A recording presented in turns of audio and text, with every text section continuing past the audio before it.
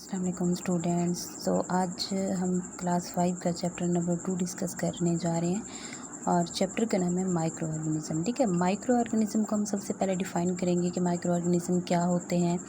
लफ्ज़ हमारे पास है माइक्रो, ठीक है, हम लफ्ज़ हमारे पास है माइक्रो और दूसरा हमारे पास है ऑर्गेनिज़म। अब माइक्रो का मतलब होगा कि छोटे छोटे यानी कि टिन्नी, ऑर्गेनिज़म जानदार, माइक्रो ऑर्गेनिज़म छोटे छोटे जानदार। अब हम इसकी प्रॉपर डेफिनेशन कैसे करेंगे कि ऐसे ऑर्गेनिज़म, सच ऑर्गेनिज़म जिनको देखने के लिए हमें माइक्रोस्कोप की ज़रूरत पड़ती है। ठीक है ना। अब देखिए डेफिनेशन को गौर से कि टिनी organism that can be seen under a microscope, ऐसे छोटे छोटे ऑर्गेनिज़म जिन्हें देखने के लिए हम माइक्रोस्कोप की ज़रूरत पड़ती है। ठीक है, जिन्हें हम अपनी आम आँख से नहीं देख सकते, उन्हें देखने के लिए माइक्रोस्कोप हमें लेनी पड़ती है, तो उन्हें हम कहेंगे कि माइक्रो ऑर्गेनिज़म। अब माइक्रो ऑर्गेनिज़म अगर हम देखें तो हमारे इन्वायरमेंट में, हमारे सराउंडिंग में, इर्द गिर्द हर जगह पे पाए जाते हैं। ठीक है, ये नहीं है कि ये किसी मखसूस जगह पे पाए जाएंगे कि जस्ट पानी के अंदर पाए जाते हैं, या हम ये नहीं कह सकते कि ये सिर्फ मिट्टी में पाए जाते हैं, या फिर हम ये भी नहीं कह सकते कि ये हवा में पाए जाते हैं। ये हवा में, पानी में, मिट्टी में, इवन कि हम जो लिविंग थिंग्स होती हैं, लिविंग ऑर्गेनिज़म होते हैं, उनके अंदर भी पाए जाते हैं। अब इसके ग्रुप्स कितने होते हैं? ठीक है, हम इसकी जो माइक्रो ऑर्गेनिज़म होते हैं उनकी शेप की बेस पे, उनकी स्ट्रक्चर की बेस पे हम उसको माइक्रो ऑर्गेनिज़म को हम 3 ग्रुपों में तकसीम करते हैं। हमारे पास सबसे पहले नंबर पे होते हैं बैक्टीरिया, फिर होते हैं वायरसेस और फिर होते हैं फंजाई। अब सबसे पहले हम देखेंगे वायरस को डिस्कस करेंगे थोड़ा सा ना, कि वायरस क्या होते हैं। अब अभी हमने ऊपर पढ़ा है कि वायरस है माइक्रो ऑर्गेनिज़म का एक ग्रुप। माइक्रो ऑर्गेनिज़म कैसे ऑर्गेनिज़म थे? टिनी ऑर्गेनिज़म थे। अब वायरस ज़ाहिर सी बात है ये भी टिनी ऑर्गेनिज़म्स होंगे। ठीक है, छोटे छोटे जिन्हें देखने के लिए हमें माइक्रोस्कोप की ज़रूरत पड़ेगी। ठीक है, अब यानी कि हम सबसे पहले हम क्या कहेंगे कि टिनी इन्फेक्शियस पार्टिकल्स, यानी कि छोटे बीमारियां पैदा करने वाले ज़रात होते हैं। इन्फेक्शियस मीन कि जो बीमारियां पैदा करते हैं, इन्फेक्शन पैदा करते हैं। अब उसके अलावा क्या है कि जो वायरसेस होते हैं ये लिविंग और नॉन लिविंग थिंग्स के दरमियान एक लिंक के तौर पे काम करते हैं।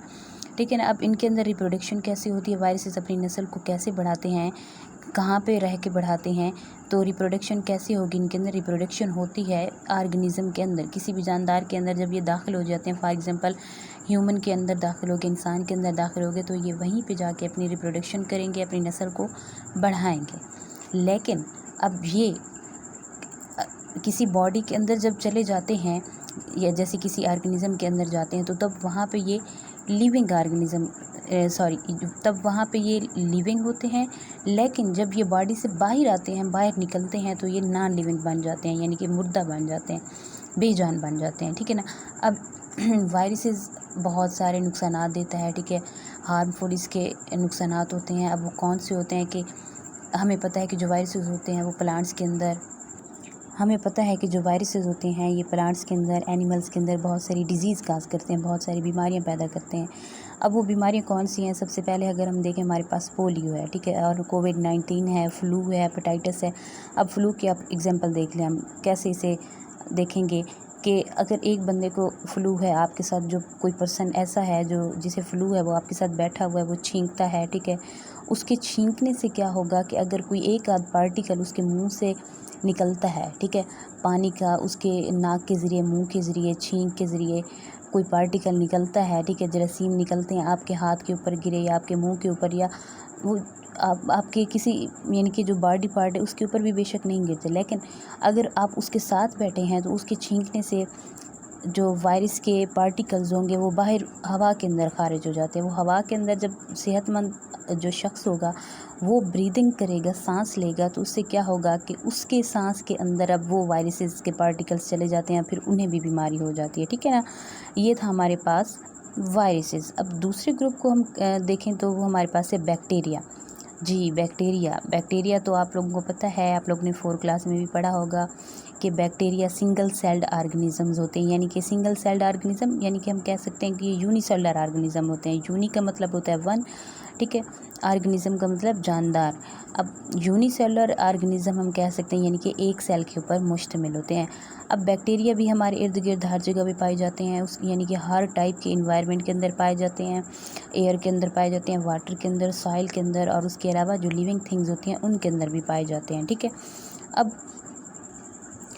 अब अगर हम देखें कि बैक्टीरिया, हमें पता है, आपने 4 क्लास में भी पढ़ा होगा कि कुछ बैक्टीरिया ऐसे होते हैं जो हमारे लिए फ़ायदेमंद होते हैं, कुछ बैक्टीरिया ऐसे होते हैं जो कि बीमारियां पैदा करते हैं।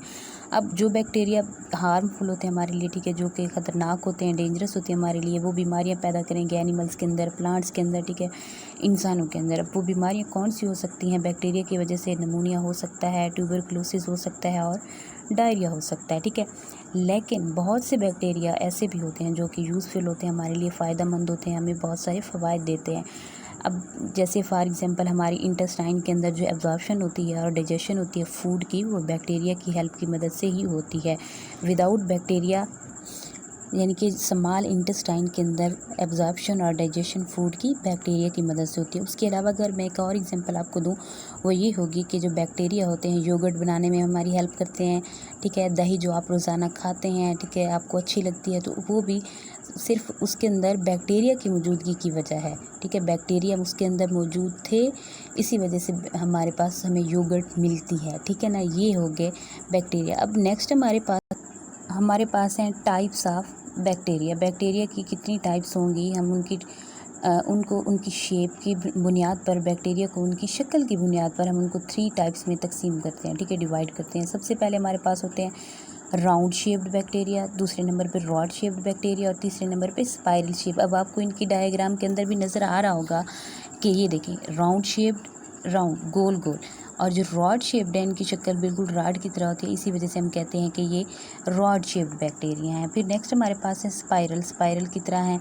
ये तो हो गए बैक्टीरिया, ठीक है। हमने देख लिया कि बैक्टीरिया कहाँ पे पाए जाते हैं और उनका एडवांटेजेस उनके क्या होते हैं, डिसएडवांटेजेस क्या होते हैं।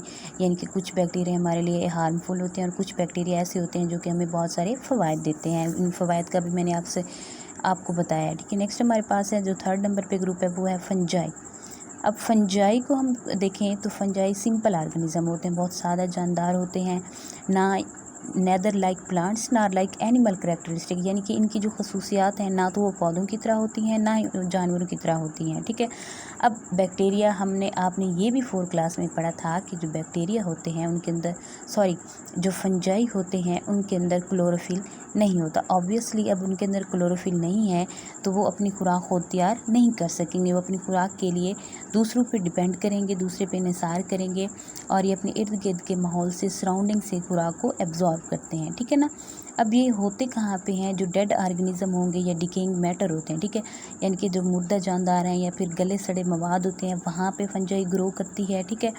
अब फंजाई क्या करती है, इसका काम क्या होता है कि ये जो डेड मैटर होते हैं, यानी कि मुर्दा चीज़ें मुर्दा जानदार होते हैं, गली सड़ी चीज़ें होती हैं, उनको सिंपल मटेरियल के अंदर डिवाइड कर देती हैं, डिकम्पोज कर देती हैं। हम दूसरे लफ्ज़ में ये कह सकते हैं कि जो फंजाई हैं ये डिकम्पोज़र के तौर पे एक्ट करती हैं। हमें पता है कि डिकम्पोजर्स क्या होते हैं। जो डिकम्पोजर्स ऐसे ऑर्गेनिज्म होते हैं जो कि खुराक के बड़े बड़े मालिक्यूल्स को, मैक्रो मालिक्यूल्स को, ठीक है, लार्ज पार्टिकल्स को या कम्प्लेक्स मैटर को सिंपल मालिक्यूल में डिवाइड कर देते हैं, छोटे छोटे मालिक्यूल में उन्हें तकसीम कर देते हैं।